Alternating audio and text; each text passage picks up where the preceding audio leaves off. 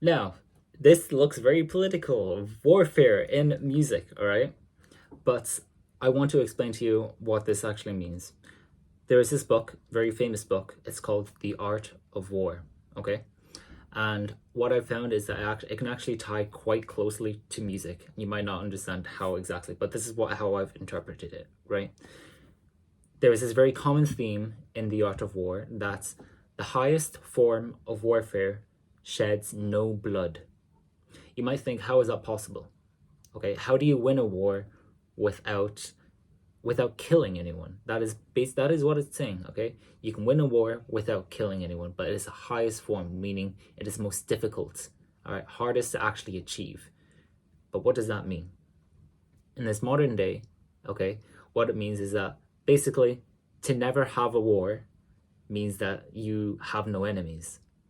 All right, or rather, your enemies don't know that you are their enemy. Okay, which is basically the same thing. You neutralize it. Okay, that is the whole thing. Okay, now how this ties into music is that in music and all art in general, it will always change the thoughts of others.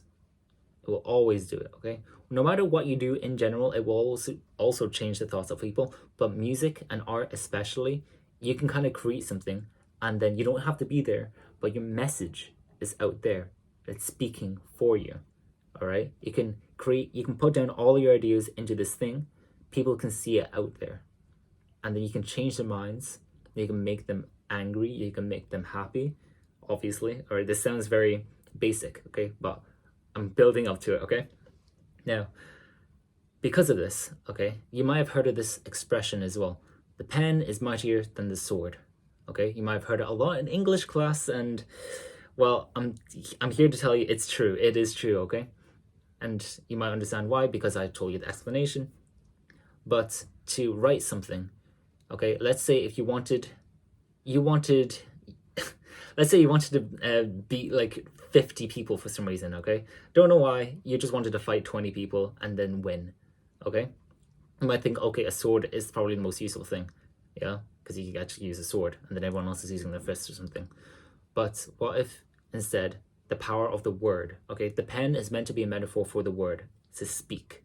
Okay, if you for some reason, if you spoke to them and basically persuaded them that you were never their enemy this entire time, that means you never even had to swing the sword at all.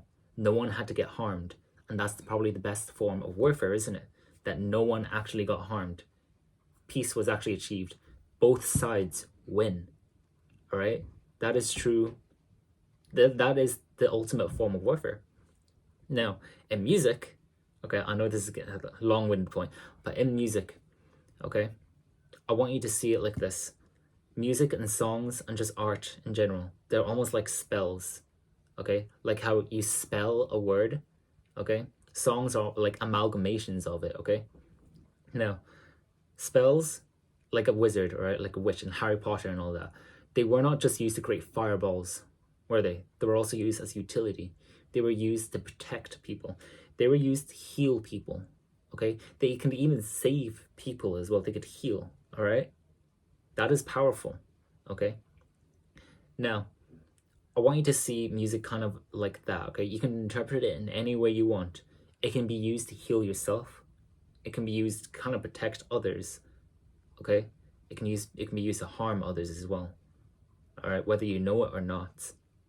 All right, if you even pay attention very closely to all the lyrics that your favorite artists might be basically singing to you, then you might understand which thing that they're coming from.